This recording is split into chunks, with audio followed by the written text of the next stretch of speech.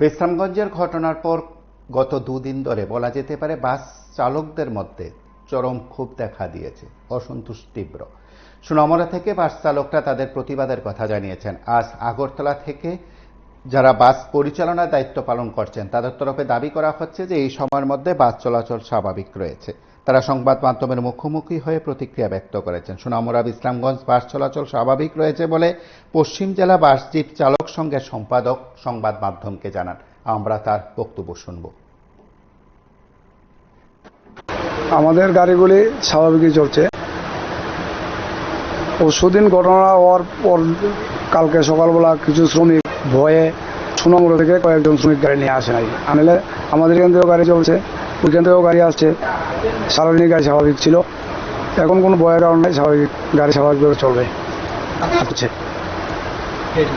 হয়তো এখান থেকে মনে করেন যে 20-25টা যে রুল হিসাবে চলে সেভাবে গেছে, ওইখান থেকেও এমন গাড়ি আসছে, এখনো যাবে, আরও আছে, সারাদিনই চলবে, স্বাভাবিকভাবেই চলবে।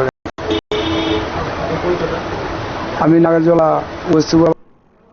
আপনারা শুনলেন সেখানে বাস চলাচল স্বাভাবিকের কথা নাগরজোলা থেকে জানিয়েছেন বাস জিপ চালক সংঘের সম্পাদক, এবং তিনি জানিয়েছেন এই সময়ের মধ্যে সবচেয়ে স্বাভাবিক রয়েছে। তবে গত কয়েকদিন ধরে বলা যেতে পারে ঘটনাকে কেন্দ্র করে বা বিশ্রামগঞ্জের ঘটনাকে কেন্দ্র করে গত দুদিন ধরে যানবাহন চালকদের মধ্যে তীব্র অসন্তোষ দেখা দিয়েছে। সেদিক থেকে প্রশাসন এই ঘটনায় অভিযুক্তদের বিরুদ্ধে কঠোর ব্যবস্থা গ্রহণ করবে কিনা সেটা সময় বলবে। আপনারা প্রত্যেকেই জানেন যে বাসে একটি ঘটনাকে কেন্দ্র করে সেখানে একদল দুষ্কৃতকারী বিশেষ শিবিরের উস্কানিতে বিশ্রামগঞ্জে যাত্রী সাধারণের উপর সেখানে আক্রমণ সংগঠিত করেছে। বিশ্রামগঞ্জে বাস ভাঙচুর করেছে, অন্যান্য যাত্রীবাহী গাড়িতে ভাঙচুর চালিয়েছে, রীতিমতো তাণ্ডব চালিয়েছে। সেই ঘটনার পর পুলিশের কি ভূমিকা, পুলিশ এই সময় পর্যন্ত কি উদ্যোগ গ্রহণ করছে সেটা সময় বলবে। কিন্তু বাস মালিক সহ বাস চালক বা অন্যান্য যানবাহন চালকরা কিন্তু পুলিশের কি ব্যবস্থা গ্রহণ করে সেদিকে তাকিয়ে আছে। আপনারা দেখতে থাকুন PB24।